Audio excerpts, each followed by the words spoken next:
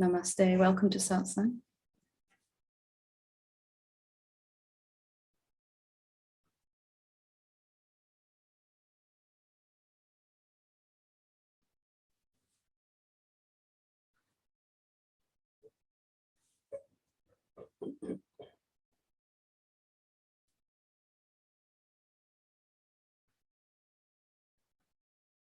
Good to be here with you all today. And before we get into it, I really want to just remind everyone, as always, what Satsang is for, what it is about. I know we know this, but it's good to go through it again. It's for conscious recognition of what we really are. And then, perhaps even more importantly, examining everything that is in the way of us living as that, coming to recognize that, which results in constant, effortless peace, joy, happiness, abundance of all kinds. So it is worth the effort. The effort is not hard work in the way that our ego would like to say. The effort is working on our willingness to see what we don't want to see, what we've wanted to keep hidden, what we thought was painful to look at in that. So we got sent in a question, which is perfect jumping off point for some useful self-inquiry, hopefully. So I want to go through, read the question first, and then go through how to do that, because no matter how many times you've seen what you really are, every time you see it, it will be deeper and clearer. And this question really highlights an area where I got very confused. So I think it will be useful for everyone. I got confused in many places, but that's another story for another day. It says, hi, Helen. If I ask the question, when you look for yourself, what do you find? I can't find anything else than my body, mind. How can I find something else? I do most of your meditations. During those times, I feel good, relax, and I can see that I have a different perspective on life. I like them very much, and all your satsangs help me to progress on this path, but I don't see that I am the space, the silence, and definitely not infinite. I know it is not me or my name, but I don't understand what else I'm supposed to find. Thank you. I think this is just about the most frustrating part for me, was when I knew there was something else to find, but I couldn't seem to actually find it. And, you know, you'd hear all these great teachers say it's here all the time. You know, it's hidden in plain sight, which just makes it even more irritating, right, when you can't find it. So let's look at that today. And I'd ask everyone to follow along, no matter how many times you've seen what you are, or if you're new to it, you can get just as much out of it this time as the rest of us, just by following on as much as you can. And then after I've done this, I'll open it up for questions. And if you have a challenge following this completely, that would be a good point to raise if you want to. Well, I got stuck at this point when you said this and I couldn't confirm that, or I couldn't go this further. So I can't find anything else than my mind and body. So right now, your mind and your body are sitting wherever they're sitting, in whichever room, whichever country they're sitting in. And if we're looking for something else that is us, our real self, our body and our mind are temporary and they're going to disappear at some point. What else is there that is permanent? So again, by contrast, the moving and changing and becomingness of your body mind are giving you contrast to that which is not changing. This is how we come to recognize it. So if your body and mind were to suddenly disappear, just in our imagination, not in reality, nothing's going to happen, there would be empty space in which they previously were. Or if you look at the room that you're sitting in and imagine all the furniture and objects and everything, everyone in it suddenly disappearing, there would still be the empty room, wouldn't there, left? So by contrast of the objects and the things in the room, we can see the empty room that we probably wouldn't pay much attention to otherwise. And in the self-inquiry here, when I contrast against my body and mind that are coming and going, there is something in which they're appearing that isn't actually a thing. We can call it blank, empty space for now. Let's call it that. It probably doesn't seem very exciting. Certainly didn't come with all the bells and whistles that I thought was supposed to happen when I recognized it. In fact, it was just, well, empty space, no big deal. And the challenge is that we're looking for something else, something different, something that we haven't experienced before. We're waiting for something new to show itself as our real self. But if the real permanent self is here all the time, it must have been here all the time. We just have learned to overlook it, to label it as not important, this space in which everything appears. Your body and mind need the space in which they're appearing for them to appear. Could they be here without it? Could anything be here without the space in which it's all showing up? And yet, how much importance do we give to that? So we're not looking for something else in terms of something new. We're not looking for something else in terms of something different. We're looking for something else that isn't an object. So there is something that isn't an object, and that is the space that is all around your body and mind. It actually goes right through your body and mind.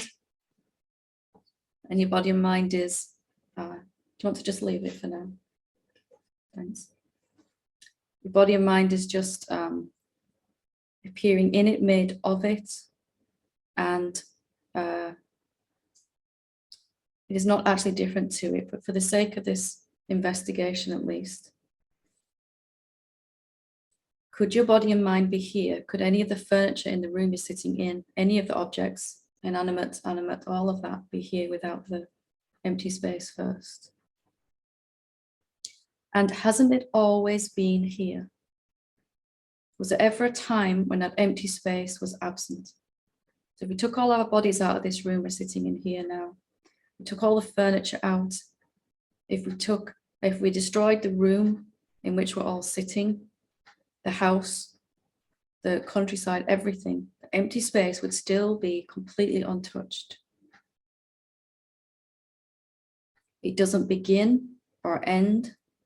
Even if the planet suddenly disappeared and reappeared across the other side of the galaxy, the empty space it was sitting in would still be completely untouched.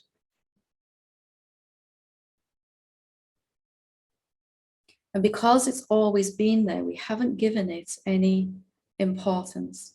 We tend to overlook, we tend to assign a label to this empty space, that it's just empty space. But it's actually so much more than that. We experience it as nothing special because of the labels that we're perceiving it through. What if it was the most important thing you could ever discover, ever? What if it was the most important thing that anyone could ever discover? And yet at the same time, it's the most obvious, normal thing ever. Wherever your body goes for eternity, and then when that body drops the next one, you're always going to be moving around inside this empty space. You cannot get outside of it, can you? Even if you went to the other side of the planet, the other side of the universe, it would still be all happening inside this emptiness, this space. So surely it must be more relevant, more important to us than the things that are moving and changing, or at least for a short while, until we can come to see. So first is to recognize there is this kind of empty space, which I've always just said is empty space. It's not at all special. Certainly doesn't bring me peace, love, and joy, perhaps, that I've heard happens upon recognition of it. That bit for me was a bit of a misnomer. It was really only, there was a relief and a peace, but then only when I'd worked through all the beliefs that were in the way of that did I have peace, constant peace, effortless peace.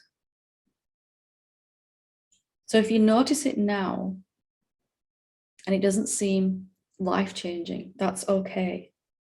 It wasn't for me either.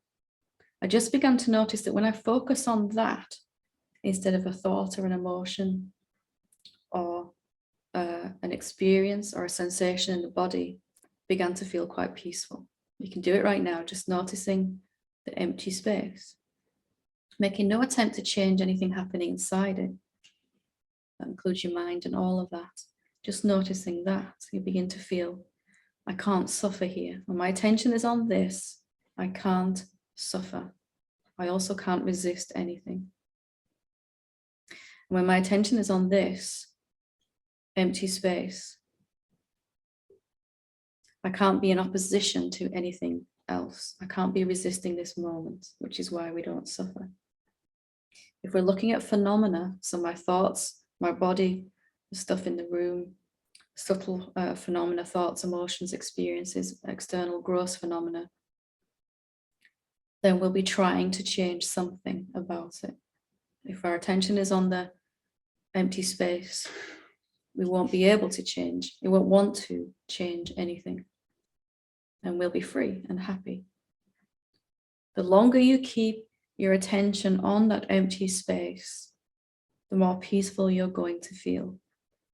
And the more some things will come up that begin to show you, this is an old way of seeing myself. I'm not safe.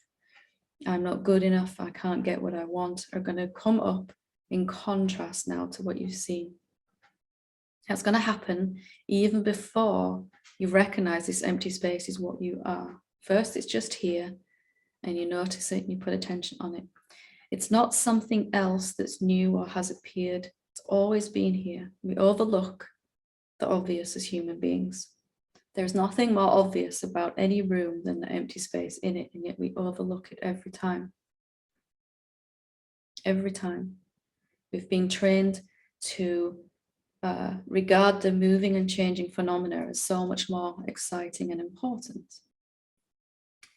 And to chase those, to try to juggle all the phenomena. And this idea that pervades human consciousness, that there's a way that I could juggle all these phenomena, get them looking this way, and then I'll be happy. And I've never managed that. I don't know if you guys have, but not me. And I found that when I put attention on the empty space, everything started to rearrange itself anyway. And how I've been trying so hard to manipulate it anyway, it started to happen anyway by itself. Because finally, the first time in my whole existence, and who knows how many bodies have come and gone in that imaginary existence as a separate being, finally, I was not resisting this moment.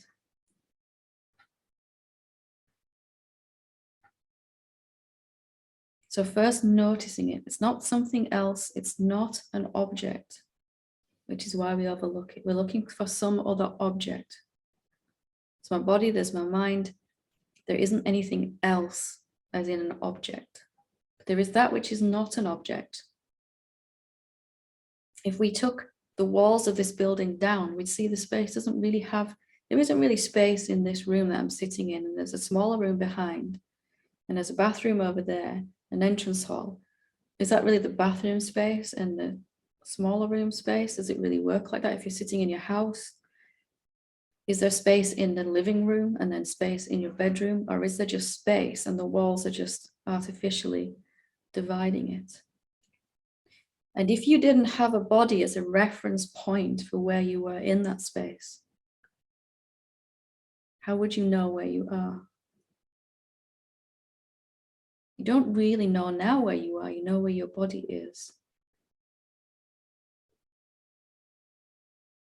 So recognizing the space by contrast of what's appearing in it, and then putting some attention on this space. Recognizing that if you aren't living in constant peace, love, joy, and abundance, There must be more to see about this space, no matter how much you've seen. This was the hardest lesson for me to get. That I could keep experiencing this space more and more and more. This thing that seems the exact same, wherever you go on the planet, the empty space would feel the same. It seemed to be the same. But when I actually experience it, I'll experience it deeper each time, and it'll be clearer and clearer. And then after you've got used to recognizing it, focusing on it more than the objects, when you can, and we're calling that meditation, focusing on that which isn't a phenomenon, rather than attention automatically going to phenomena. You can begin to ask questions like, where am I in this? Is there a me and this space? You can do that right now. Is there a me living in this body, noticing this space? There's a body, there's thoughts, mind, emotions, sensations.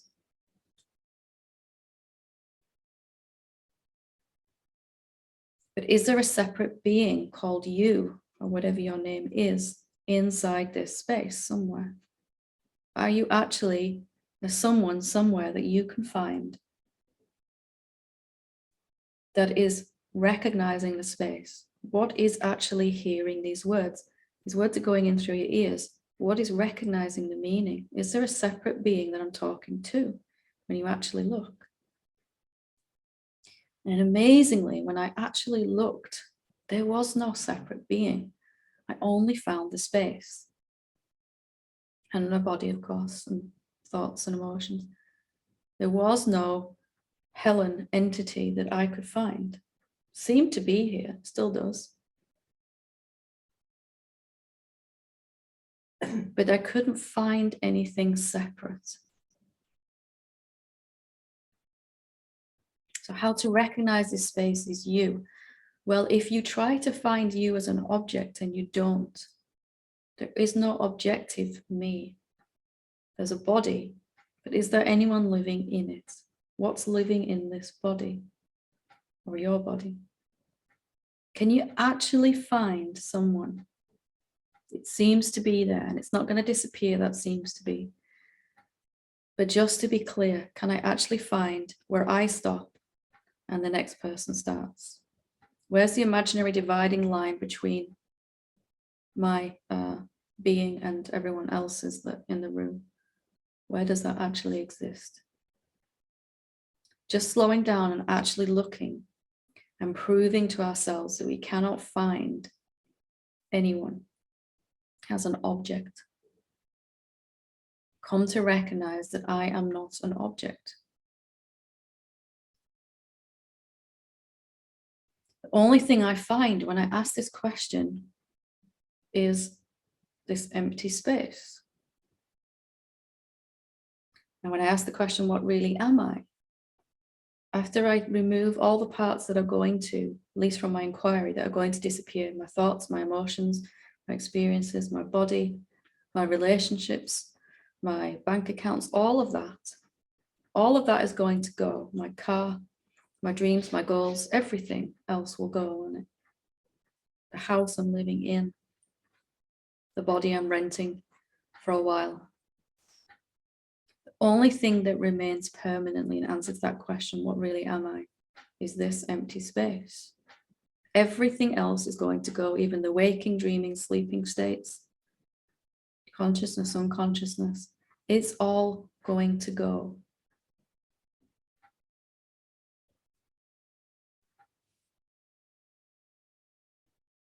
So first, to recognize there is this other part of you, and then to begin to prove, once you're used to it a little bit, that it is you. And how do we do that? By the fact that that's the only thing we find when we actually look.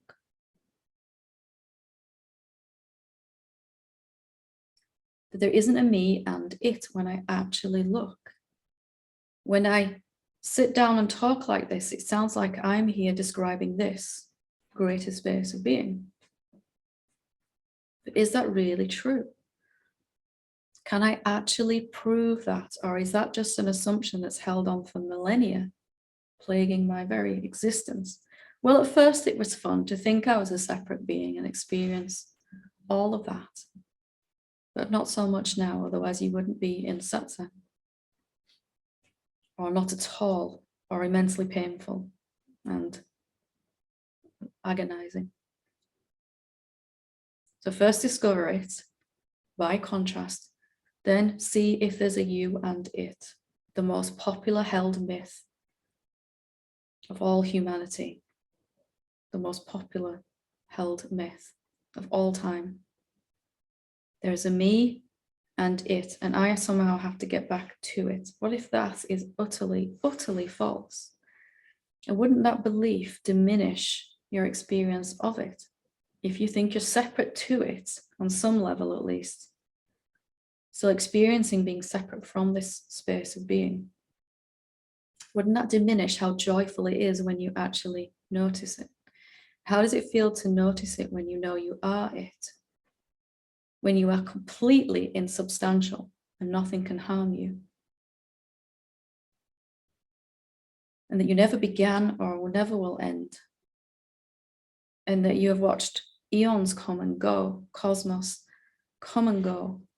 The universe is appearing inside you and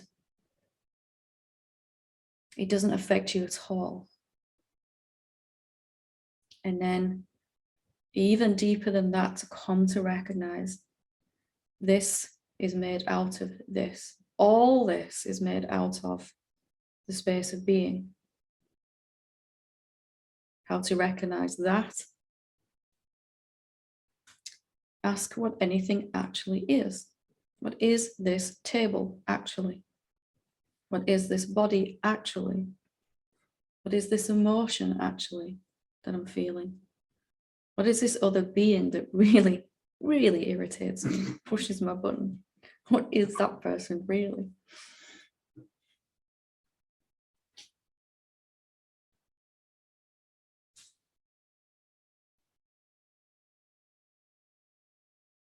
And then the final step in that seeing is this is all there is.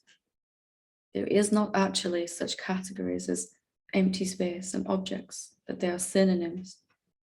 Objects and subjective are synonyms. Manifest, unmanifest are two ways to describe the emptiness, the empty space. It's so magnificent. You are so magnificent. You can show up as all of this and as nothing at all. Somebody's squinting, I think. Form and formless are synonyms. Form really means only something that we can finally perceive, a subtle inner form, or something we can perceive with our senses. That's all it means. To make manifest means to appear visible, not to actually change it. Just like empty blue sky has invisible water vapor in the sky, and then it becomes visible as a cloud, and we say a cloud's formed. But the water was there anyway, just invisible. Now it's visible. We call it manifest. We call it form. We actually believe that something happened. Something happened. This manifested. Well, it just became visible to your senses. It's now on a frequency where your eyes can see it or your ears can hear it.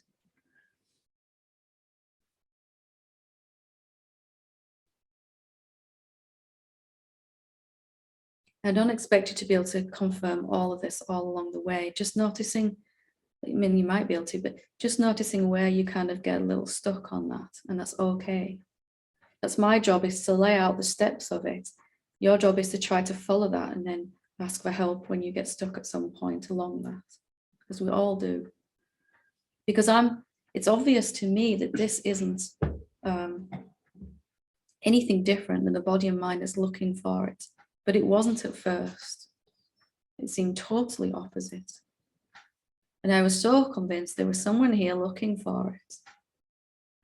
It took me a long time to get over the shock of the realization there isn't anyone, actually. And then to navigate all the beliefs that came up in opposition to that. When I thought myself to be a someone, that someone came along with lots of baggage, excess baggage. Very expensive traveling like that, isn't it? All these suitcases of guilt and shame and anger and fear and unworthiness, and I needed a whole airplane just to kind of fit these suitcases on. Then to come to look at these and say, are these still true for me now if I am this empty space of being? Am I getting old? Am I going to die? Am I unworthy? Am I deserving of being happy? Am I limited? Am I changing? All of that will be called into question to examine now, given what you've seen.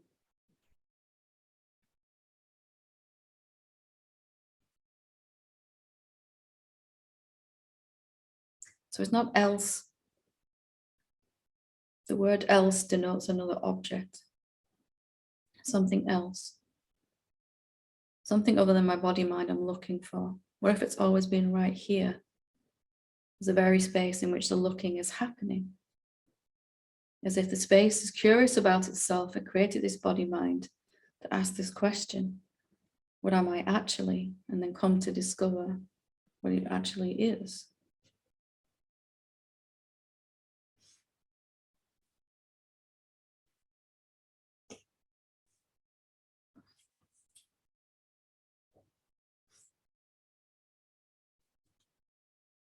So the last one, I don't see that I am it, and the silence, and definitely not infinite. Okay.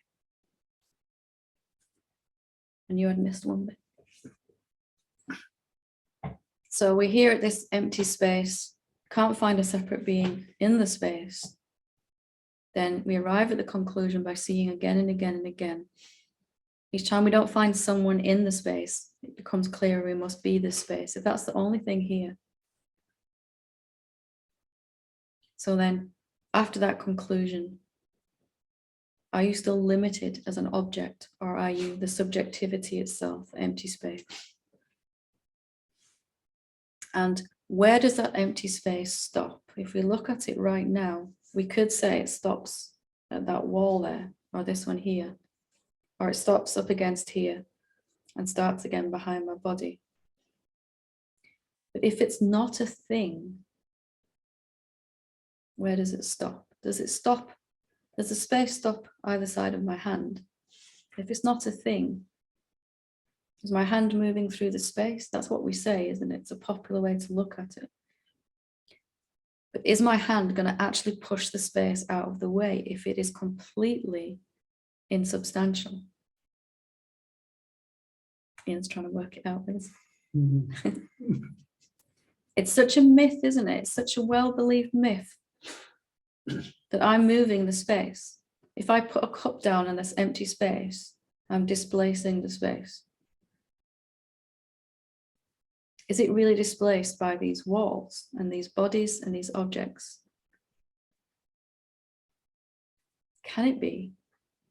How would you bump up against empty space and push it out of the way? Can you actually do that? Have you ever thought like this? Have you ever really investigated like this?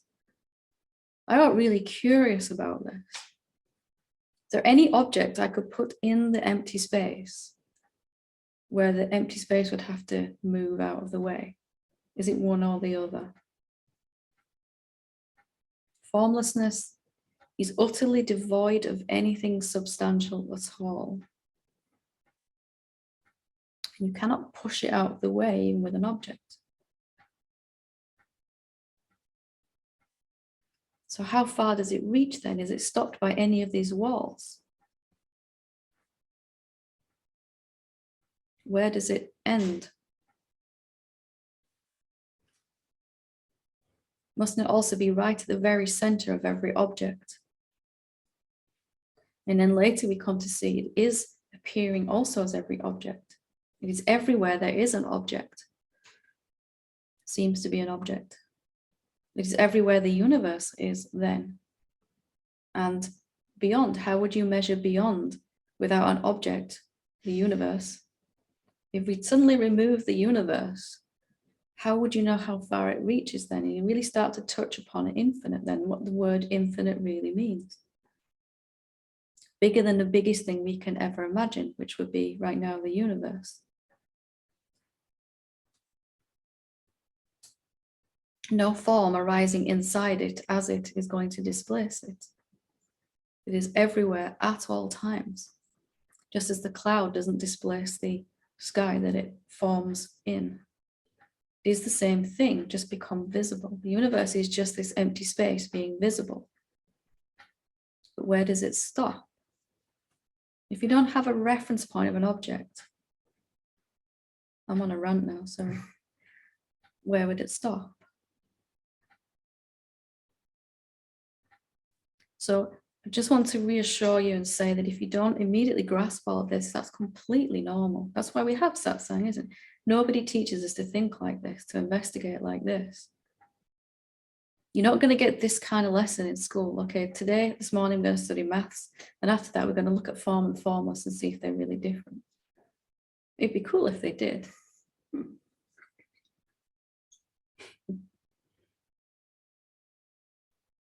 This is why we have satsang. It's really a school of reality, isn't it? What it actually is, how to recognize it, how to overcome the obstacles towards it.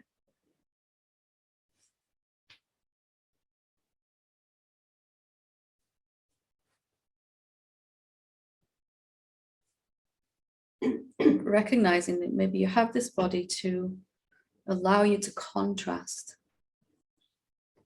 Without the objects here, would the empty space notice itself? If it always been here, everywhere, at all times, undivided, how would it recognize itself?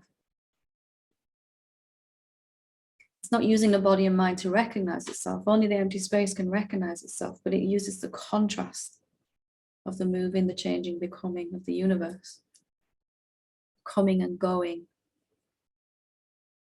to recognize itself. I've always been here, always. Unchanging, eternal, unblemished. Nothing has ever happened to you. Everything else is attached onto this idea that I am someone in the space. Everything else. So,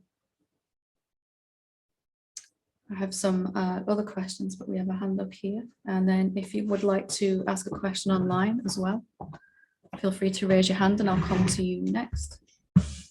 Hi. I had quite a stressful journey getting here. I'm still getting used to driving distances. And when I got here, it was nice to relax. And, you know, I was in such a good space. And I was thinking, oh, I love this. I love Helen. I love Satsang. Everything's all floaty and dreamy. It's going to change, be warned. And then, yeah. And then you pointed out the cup thing. And after that, I didn't really take in a word you said, because I very rarely get angry now. I am very in a lot of space most of the time. And I just got a flare of anger. And I usually, that's okay, isn't it? It's happening here for a reason while you're here. Yeah, exactly. That's why I'm bringing it up. I thought it was really interesting, but at the same time annoying, because I could hear what you're saying and it's exactly what I wanted to hear today, and just go deeper into that, which was part of my, probably a question would have been the deepness of it. And but I just thought it's really interesting, because normally anger's like a flash and then gone. There's no stickiness, you know. But I think it's because of who you are. I didn't expect that, and I was disappointed that you would be so easily distracted and have to point it out. And sorry, I know that sounds like criticism, but I really feel I have to be honest with people. Yeah. And I could have just not spoken about this, but I thought it's alive, it's here. That is what and anger is okay to have. Yeah. It's just that it felt like a bit of a waste of coming all this way and then being in satsang, to have to then listen to it when I go home and not enjoy the space because the anger's taken over, the irritation. Well, maybe there's something even more important has to happen here instead of going deeper. Maybe it's gone in anyway, what was being said, even though there was some internal noise while it was happening, the anger. So just looking at the anger itself, does that have to automatically happen when somebody says something to you like that? That's the thing, it doesn't normally. There's not a lot can faze me. So there is something inside that reacted to what was said. There's also something that didn't. Looking at the part that did react, some old pattern, some old egoic tendency, based on probably an expectation of me, which has been shattered in that. Yeah. But I am also a human being. Absolutely. And so just looking at what was that expectation. I mean, it's not something you have to say right now, but looking at that. So the perfect thing happened to kind of look at what the anger was bringing up and showing you in that. And that was probably more important today than anything else that was happening in here. And then being able to share it, which you wouldn't have been able to do if you weren't here. Well, you could have done online, but it wouldn't have occurred if you were online. I could have just, it would have been easier to just not mention it and be. I'm glad that you did, because these things are going to fester if we don't say something. And so I know kind of what the expectation is. I can see that. I still feel angry about it. What is the anger? If you take the situation away and just, what seems to cause the anger is what seems to cause the anger. But just looking at the anger itself, if it isn't related to anything I've said or done, what is the anger actually saying? The pure raw emotion of anger, what's the belief behind it? Some idea maybe that I can't get what I want, and here in this situation I really want to listen to what she's saying, really want to get deeper. This thing happened that seems to have blocked me getting that, stopped me getting that. Is that true?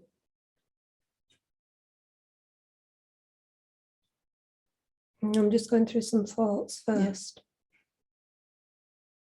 Mine will have a lot to say about that one. Probably both sides of the coin. No, of course it's not true, and yes, it's true. Those two aspects of you, Is that still true now for you, that something could happen in this room here that would block you getting what you want? And in this case, the thing we want more than anything is to really get this, to really, deepen. No, I don't think anything can block me, because it's always here. It's, the deepening of it, the seeing clearer of it. We're going to want that when we get a taste of it more and more. It's always deeper. And the anger is really covering the story that something can get in my way, something can stop me getting what I want here.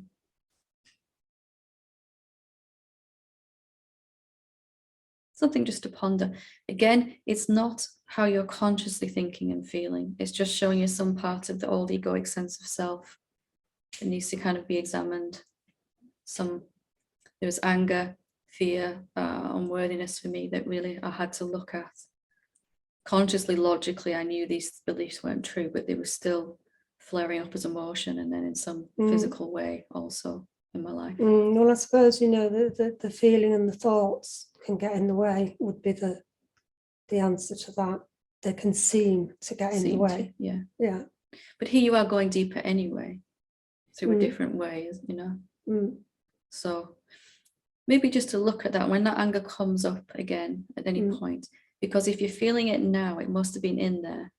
Yeah, exactly. Triggered by something. But if it's in there, then there's still just something in our old sense of self, our old separate sense of self that's still believing this. And it's never 100%. It's not like I totally believe this or I totally don't. For a little while, it'll be on a sliding scale, won't it? Yeah, I'm not really sure what you mean, Helen, by the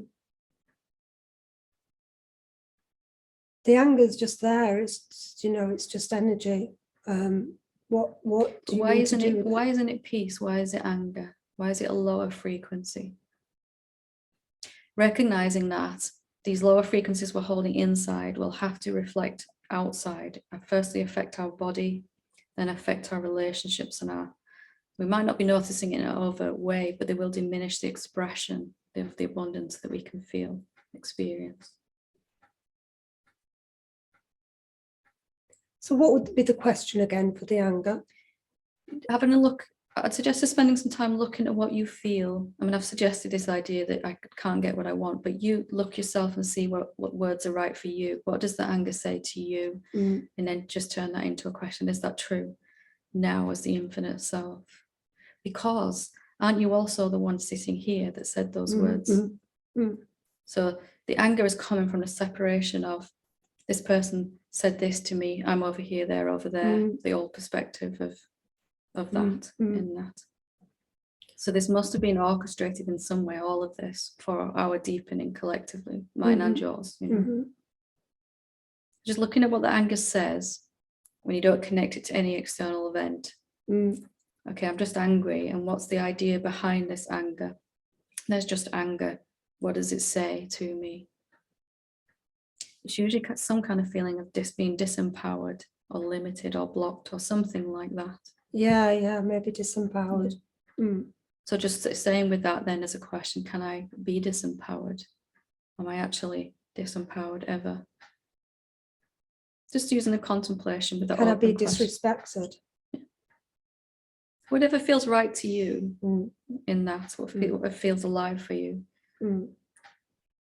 There are emotions that we feel on a pretty regular basis, negative emotions, and then there are the ones that are kind of only pop up every now and again, but are still nonetheless believed because there's an intensity of the emotion when it happens.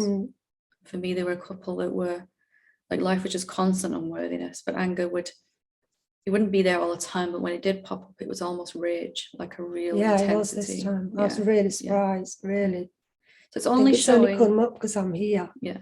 This is exactly where things like that are going to happen. Exactly. We all think we're going to come to Satsang, like you're saying, and this is nice. But at some point, somehow, these things will get triggered. Not just here in life in general, of course, but to show us what's still being believed that doesn't fit with what you've seen yourself to be. Yeah, I think it's come up here because maybe it's a safe space for it to come out and we kind of a conscious conversation about it like this.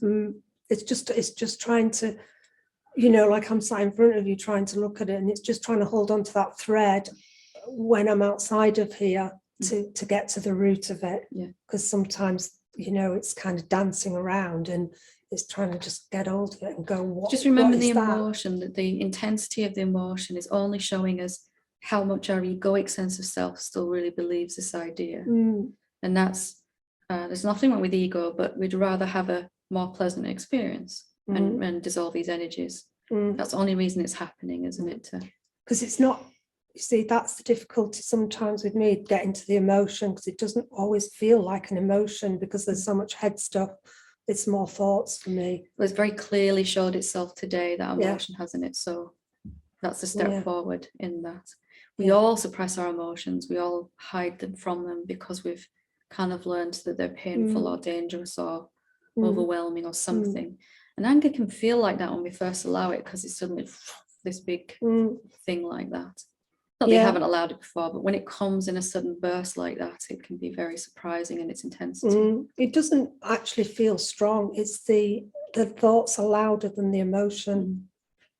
As you just diving into the raw emotion, rather, mind is trying to talk to say why you feel angry, and then just diving into the deep emotion of it, the raw emotion, and looking. That's the thing. I can't locate that emotion. Can't locate it. You can remember even right now what anger feels like, can't you?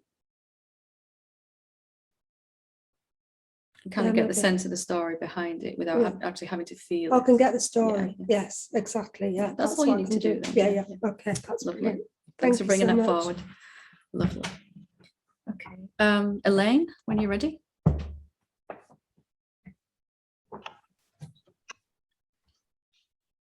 Okay. All right. I put my hand up, I think, because I'm just got confused and everything just went poof. You know, when you talk about infinity, I mean, I think I can grasp maybe 1 million. Beyond that, I can't. And the other thing that gets me is when I'm asked if there is a separate self. There is, because words seem to create a separate self in themselves, don't they? Aren't they objects and stuff? Do you want to look at that? Do you want to dive into that together? All right. I put my hand up, so that must be yes. But there's a great big Well, no. what is the reason for putting your hand up? Let's go with that one. I don't want to force you into anything that. No. The reason is because at some point during this conversation as well, there was a sadness, and it's a sadness that I don't accept, I suppose. I'm just, yeah, I don't accept. I have to justify or understand, and I can't. It's mind-boggling to talk about whatever you spoke about today. It is just, I can't grasp it. I can't. How are you trying to grasp it? Are you trying to grasp it through the mind? And is that ever going to work? No, I just told you I can't do more than, I don't even think I can think of a million, really. So let's just relax a little and see if there is some part of us that can learn a different way. Just by seeing that the self is never going to figure anything out, like our mind is trying to do. It was just, for me, it was just, I actually couldn't find anyone that these words belong to, these thoughts belong to. I couldn't find any separate being. Seems to be here, seems like there's someone speaking right now. But when I actually looked, who is forming these words? There was no object that I could say was me. There was a body, words, thoughts, emotions, but who they belonged to was actually missing an action. Okay. So what happens when you just kind of take that in without trying too hard? What I've just said, just taking that in without trying too hard. I'm trying to claim them. That's okay. I'm trying to. Don't you also feel just a little bit more relaxed if you don't try too hard? Yes, absolutely. So what if this that we're doing here is all you need to do? Just to talk through what seems to be the issue, just to listen to my answer, and that's your work done. Because we all come to satsang with this, right? I've got to really get what they're saying, what the teacher's saying. I've got to really, if I don't completely understand it all, by the time we've closed this Zoom meeting, that's failure or something, right? Something idea like that. Maybe the satsang is just being here, and the words and the information are just extra. What we're really practicing is just being here and recognizing that trying to figure this out isn't really working for any of us anyway. It certainly didn't for me, because it sounds like when I sit here that I've figured all this out in my mind. All of this came as a spontaneous knowing, bit by bit, like it was just given. It wasn't efforted, not given from some external source, but just clearer and clearer somehow each time. The more I just relaxed and posed the question, I don't really think I'm infinite. I don't understand how I'm infinite. The less I struggled to find the answer, the faster it just came. You've had that happen anyway, right? You've tried to figure something, where have I left my car keys? I've got no clue, and I'm running around the house. And then when I stop, because I've looked in all the places that I usually leave them, just sat there, oh well, maybe I'm not supposed to go out today. And then it just pops into your head, they're in the kitchen. You didn't effort for that, did you? No. Efforted before that, use every option mind, but that actual revelation was effortless. And this is the same. So just to listen, not to try to figure out, just to listen is enough, actually. The repetition of just listening and getting that information. Self learns by repetition. Repetition, repetition, repetition. At some point, you'll just automatically accept this. Your conscious mind is like a doorway guarding against irrelevant information. So if I said, you're a giraffe, you'd be like, that's ridiculous. And you've got some capacity to discern whether you want to accept or not what's being given to you. So just listening and listening and listening and listening is actually way more powerful than trying to figure it out. And as you said, mine can't figure this out anyway. I didn't arrive at all this knowledge by effort. I tried, don't get me wrong, I tried for a lot of years, as I'm sure you all have as well. And it was awful. And then I began to notice that when I just stopped, and around about this time, I got really interested in Albert Einstein. He said he'd go as far as he could with his mind to solve a problem. Then he'd go take a nap, 20-minute nap, and he'd wake up with the answer. That was his way of stopping efforting. Like just being open enough, which is why I'm always talking about questions, because the question creates an openness where I'm not efforting. And then the answer comes whenever it comes. But it's not my job to make that happen. It's not your job either. Okay. Yeah. So when I ask if there's a separate person, I should stop looking for the answer. Check it out and see. And if it's not clear, okay, I'd like it to be clear. Maybe that's your work done. I'd like to really know, actually. I'd like to know the same conviction that the sages have, that I am not a separate being. And I look, and there seems to be someone here. It seems to be a separate being, but it's not 100% clear. Okay, well, there's what I want next then. I want it to be really clear. Yeah. Okay. And then see what happens if you just, it's switching to a different way of trying to wake up, where I am just clear on what the next challenge is, what the next question is. And then I just relax a little bit as much as I can. And go watch a movie or something, dig the garden, or as you're cooking dinner, like, oh, you've had me. Yeah. You've had me going to the cinema twice now. Actually, and I really like it. Yeah, it's really great. It does. Where is it written that we have to strive hard to wake up? We all believe that, don't we, until we stop. And for me, it just had the opposite effect. This same valuable tool, mind, that I'd used for everything else I'd done, my degree, raising my family, my businesses, everything, was just not really very good here. Because it's trying to figure something out that it's never got access to, the infinite self. But it doesn't mean it's not open for a download. It can just spontaneously get a download, an insight, an aha moment, an epiphany. So the open mind is the one that's going to be available for an insight. But if we're so busy trying to get somewhere, would we even notice that when it's happening? Yeah. No. Yeah. So metaphorically, putting your feet up, noticing how far you've got in your inquiry, and going, this is where I get stuck. And then I just want the answer revealed.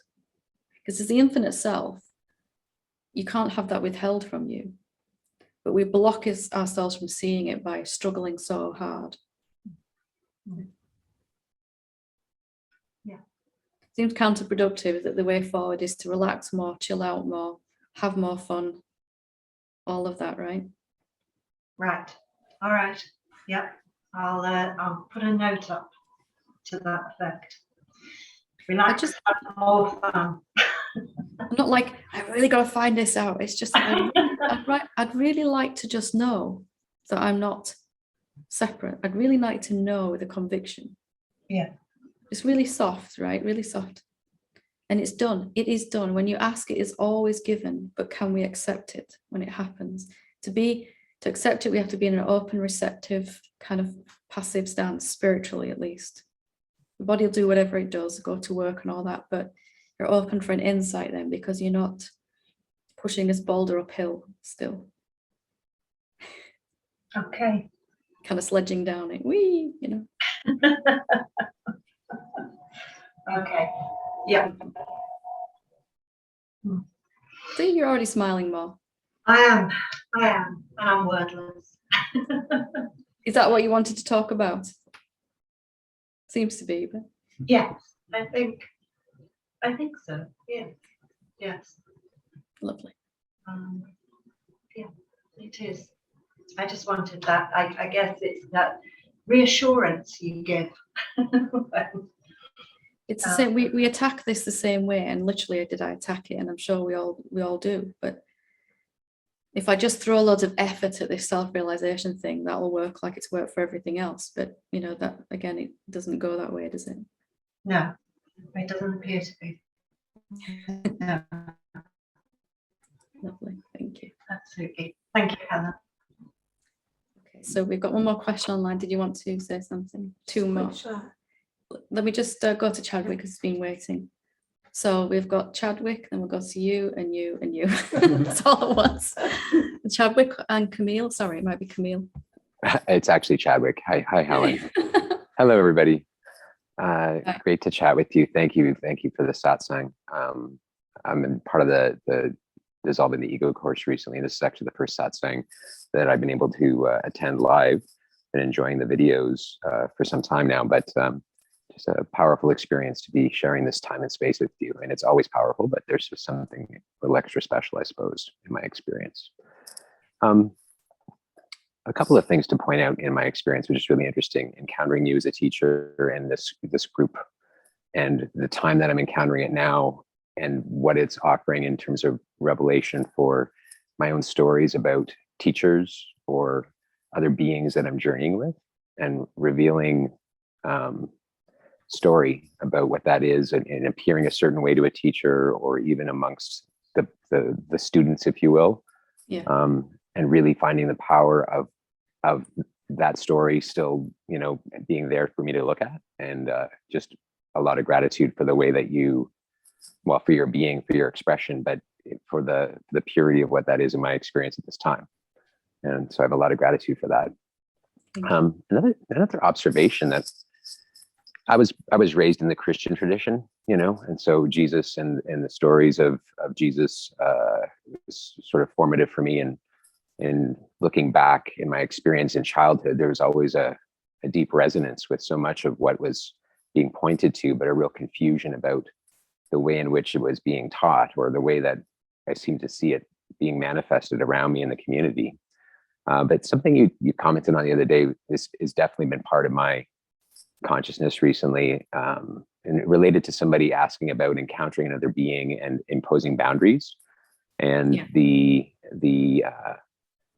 journey of what that is, and also to recognize that, you know, in the oneness, there's also a need to honor and respect the love for oneself in establishing those boundaries. But it just struck me about the tales of Jesus and his healings and his power to heal. And it always struck me as curious, you know, if the whole point of Christ's appearance was to simply reveal with reckless abandon this divinity present, and it was simply that was the case, then why not establish with a swath, you know, like in such powerfully, you know, across the scale to every single being that might be present, that healing. And yet it really was much more subtle, and in fact only available to those beings that had, as he would put it, is by your faith that you were healed. And he was always clear in saying too, like, don't go spreading the word about this. And I'm really seeing now, like, his embodiment of the oneness and his knowing of it, recognizing too that by spreading that word, it would only be creating potentially even more division for those beings that ultimately in in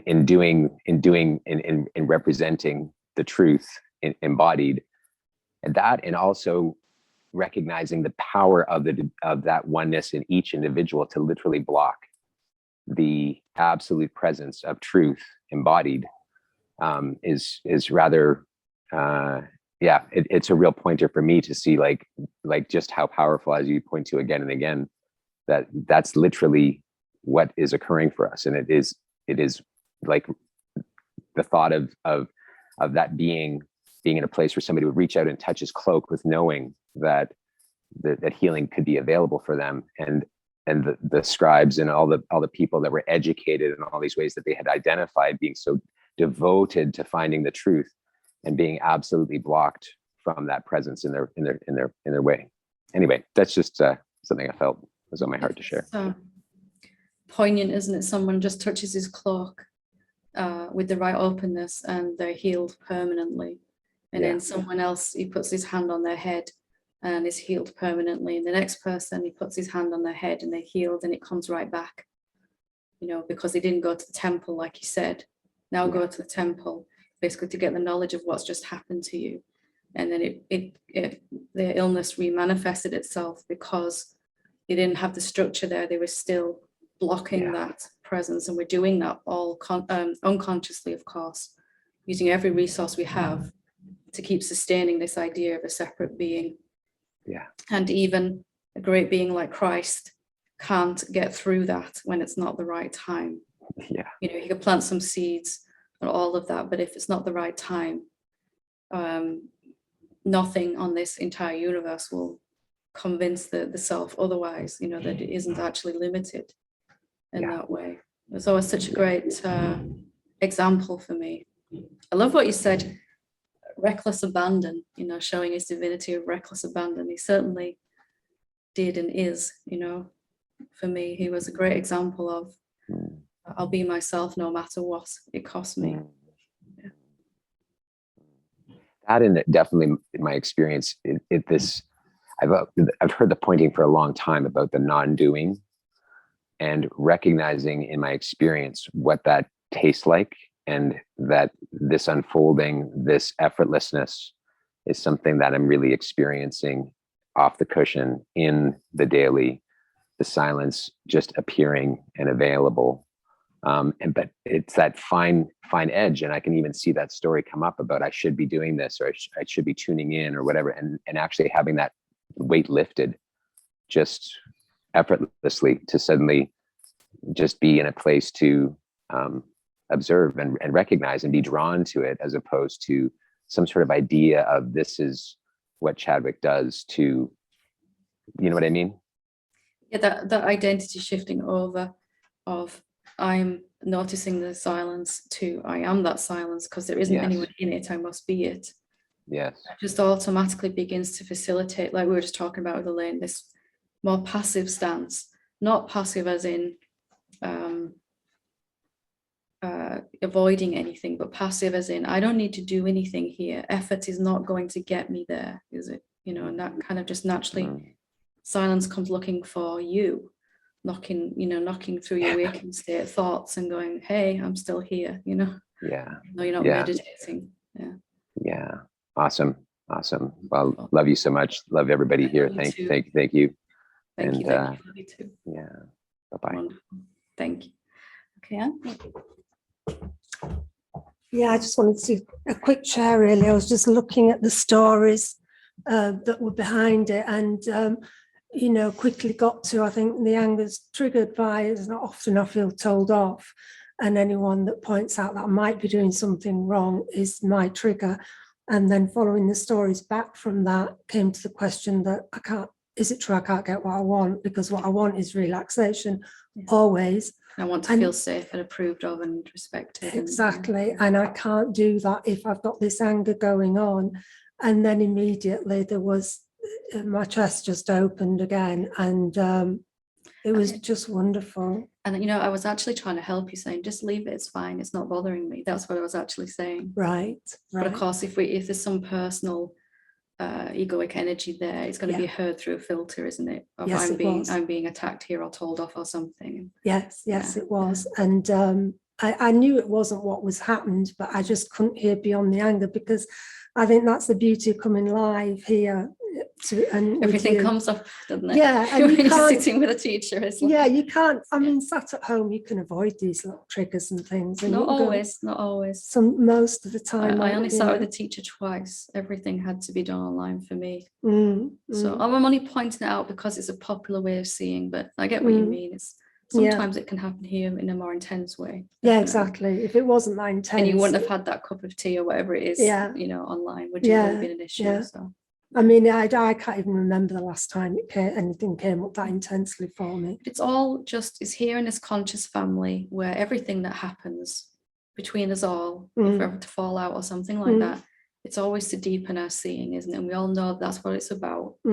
And none of us take it personally. We might do initially, but then it's released, you know, as is happening for you. I think once you get to the question, then it doesn't become personal anymore. The person, Because it's being used for a higher purpose, isn't it? Yeah. We're all going to get buttons pushed. Yeah, exactly. You know, Yeah. so Yeah. until we don't, and then while they do, then while they're still being pushed, we can use them. Yeah. And then they dissolve. So. And that's the beauty of the question, that it can dissolve it in a puff of smoke, you know, and did. That's why I'm always so passionate about questions. They're the shortest way out of suffering. Yeah, well, that's what I've learned from you, you know, to just kind of live in those questions, you know. One of my questions today would have been, what question would you use now? You know, because I feel like I'm always, you know, in a sense, I'm always awake. It's just, how deep can this go? A useful question for me for a while was, is there anything I don't want to see? You know, just not like, okay, I'm going to go looking for trouble because, you know, I'm going to go digging up this Pandora's box or whatever, opening Pandora's box, but just to, is there anything that I still don't really want to see and why? Yeah. It was really useful just to gently allow it to come up. And it kind of doesn't have to, you know, in a moment like that. Oh, brilliant. So just kind of peel in and have a look at it rather than this Mount Vesuvius thing, you know. Yeah. You know, the bottle of Coke that you shake up absolutely, and down. Absolutely, yeah. Because it just, you know, it can almost feel too good for a long time. And, you know, it's like. If we just accept there are going to be things that come up, and it doesn't mean I'm failing. It means I'm deepening. Something else is now ready to show itself because it feels safe enough to show itself, so I can examine it and release it. But I like the idea that you can sort of willingly invite that whatever's easier. left. Otherwise, it's going to have to show up in some external way. Exactly. And then trigger this button. It's like, well, if I'm just looking, what are the buttons that get pushed? You know, we all have this self-protective egoic energy that doesn't like to be criticized and thinks it's being criticized. When in reality, it's usually not. Exactly. Especially from an awakened being. It's never like that from an awakened being, but we hear it through the filter, and you know, then it's taken into separation, and we all know where that goes. Yeah, it's just leftover childhood patterns that might still have that. Just so you can go a bit deeper, you know, see clearer, and I can go deeper. So the question is there anything else? Is there anything I don't want to see? Is there anything something like that? Yeah, it'll be on the recording anyway.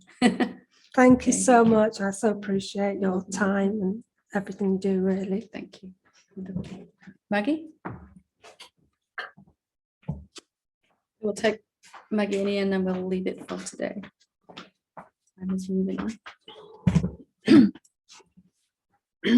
on. You said something yesterday that I couldn't quite get. It was after the course session or before, whichever.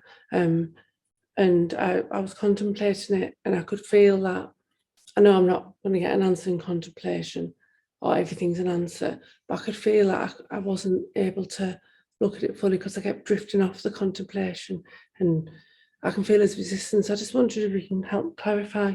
I'm looking at allowing desire and allowing the joy, which don't always manage, and you and me both. Yeah, still areas I'm working on.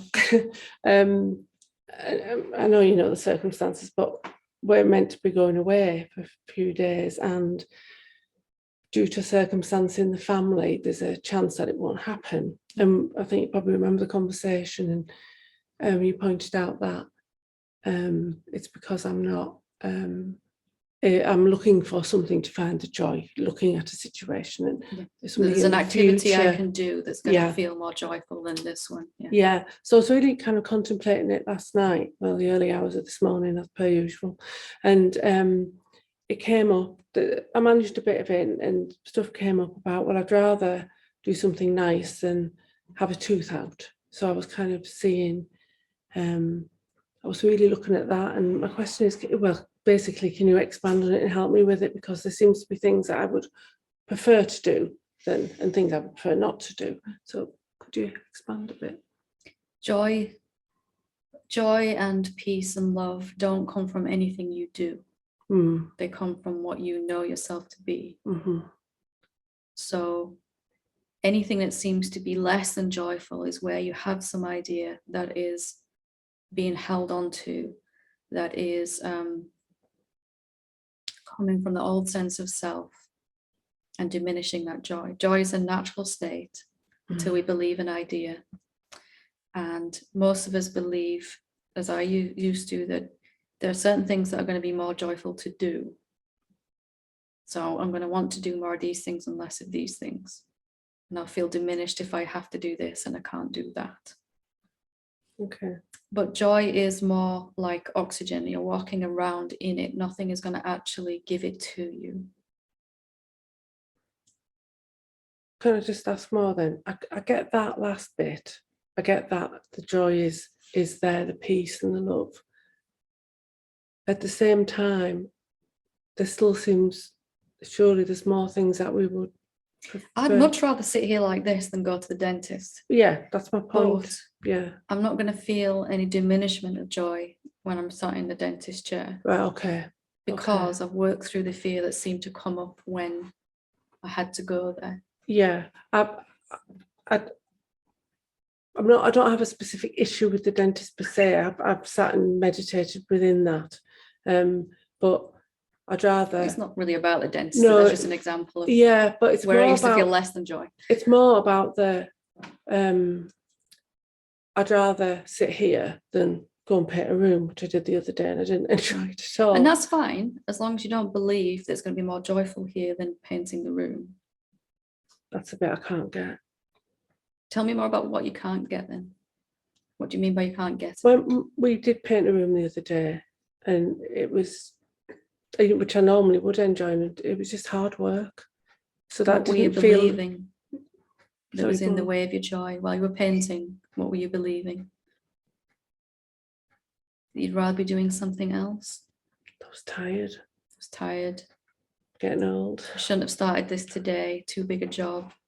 Yeah. I'm only paraphrasing because you told me yesterday, but that's what made it feel less joyful than sitting here now.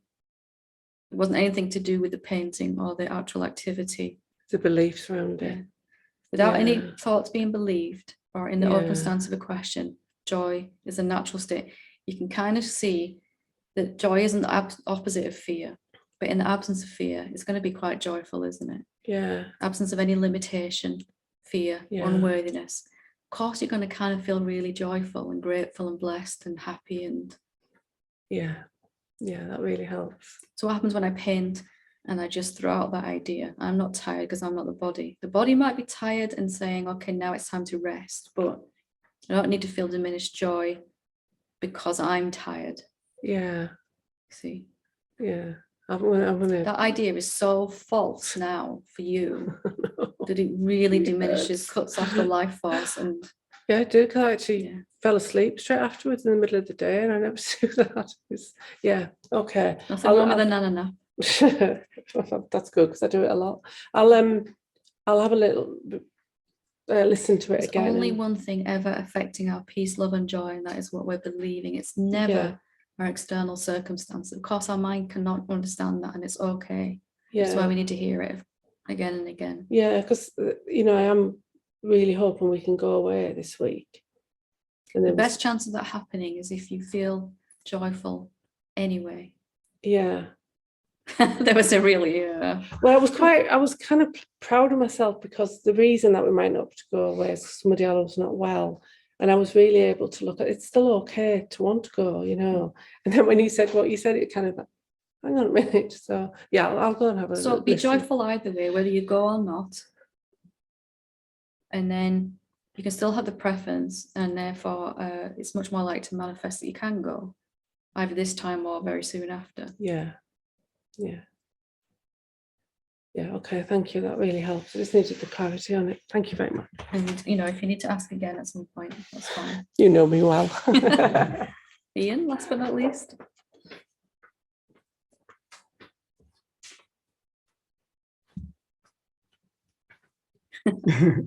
I had a number of questions that came up in that satsang. Can we just pick one? Yeah, that's fine. And there was kind of things that I probably never really thought about, and I got curious about. Well, I asked the last one was a real kind of seems like a real noddy question. Noddy question. Yeah, like a simple question. Is that Middlesbrough slang, noddy? Or Oh, sorry, Middlesbrough slang. A noddy question is a real like childlike, should be obvious kind of question, kind of a question that I should know. Because I was thinking of Noddy and Big Ears, you know, like children's show. I'm like, what am I missing here? Sorry. It's like a question I should already know. So there's like a reluctance to That ask helps, it. yeah. I just got curious about how do people suppress their emotions? How does that actually happen?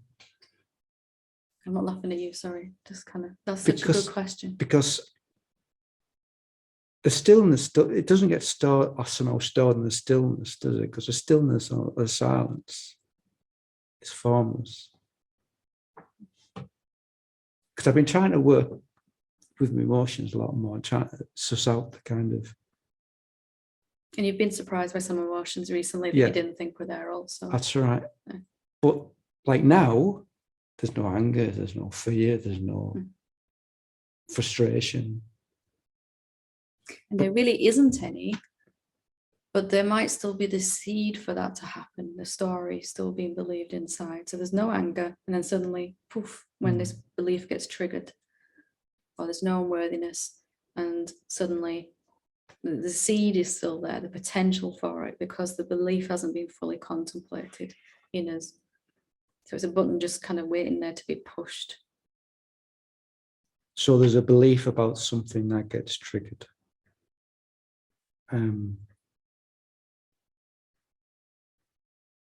Right. Life is very good at finding those buttons. And the journey is, so to speak, to realize it's nothing out here that's making me feel this way. I'm just feeling this way. And then we can get back in touch with our emotions, and then, okay, it's not actually emotion I'm suffering from, it's the root story or idea that is generating the emotional energy. Things are either going to show up in thought form, emotional form, or physical form in the world or our body or something. So we recognize it's not really this thing that's happening to my body or my finances or my career that's making me feel this way. It's I just feel this way. And then we get better at allowing our emotions. But then we see actually there is a story behind the emotion, a thought form. That we're working it backwards from the physical manifestation to the emotional, and then to the thought form underneath it that's sustaining. That's the seed in there. So belief is a thought, isn't it? So yeah. So ever more subtle manifestation of this idea. And thoughts.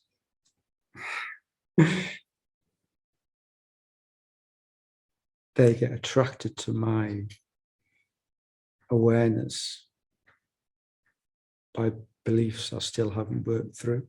Yeah, if I on some level, even unconsciously think I'm not safe, I have to vibrationally draw to me thoughts floating around the ether that agree with that. So someone will say something and I feel scared, or if I think that life isn't fair and I can't get what I want, and then somebody will have to do or say something to agree with that, because it's all me. Yeah. And for a long time, we haven't realized it's the seed behind the emotion. So when the emotion comes up, we can feel pretty powerless, because I felt this emotion so much and it's still not going away. What's going on? How long do I have to be with this thing? How much of it is there in me? You know, I felt it and felt it and felt it. But it's the idea underneath that's generating the emotional energy. So it's never ending until we look at the seed idea underneath it. That's why we don't want to feel emotions, because we feel disempowered when they come up. Well, I can't do anything about this, I've just got to feel it. And we've been told that it's unmanly or whatever conditioning we've had about it, you know. And most of us showing real emotion has usually come with shame and all of that being associated with being embarrassed, feeling shameful when I actually show emotion, positive or negative. When did you last see someone rolling around on the supermarket floor crying with joy? Would anyone actually do that? Well, that might be embarrassing, right? Can you see the idea behind it? Yeah. Or just sobbing and really expressing some grief in a public space because that's what's authentic to them. How many people would actually do that? So we kind of learn to, which is why it's such a nice, wonderful, safe space here to feel these things. But we've got this idea underneath that it's just not a good idea to feel emotion. So our learned behavior also suppresses, or as a way of... The main way we suppress emotion, though, is by thinking about. If I start to feel fear or sadness or something, the very next thing we usually do is begin to think about what I think I'm sad about. And that allows the attention to go away from the emotion and onto the thoughts. We distract ourselves subtly. We rewrite the stories. Well, if I'd said that to him, I'd feel better. Then next time I see him, I'm going to say that instead. And then we feel more empowered rather than angry and disempowered or something, right? We're going to thoughts. So if we stay with the emotion, it'll pass quicker. And then even more direct than that, once we're ready, is to look at the idea behind the emotion. So it doesn't have to keep, because you can generate this emotion endlessly from this frequency that's inside this seed idea. In that. Right. Okay. I mean, you know, it's the most basic thing of human experience, isn't it, to have emotions? And yet none of us actually feel them. No. Even in a satsang, in a safe place like this, we're still like, oh, I don't want to feel this. It's really bizarre. Aren't we bizarre human beings? We're really weird and wonderful. Does that help? Yeah, that helps. Thank you. Okay, so thank you all for intelligent questions today and feedback and sharing. Namaste.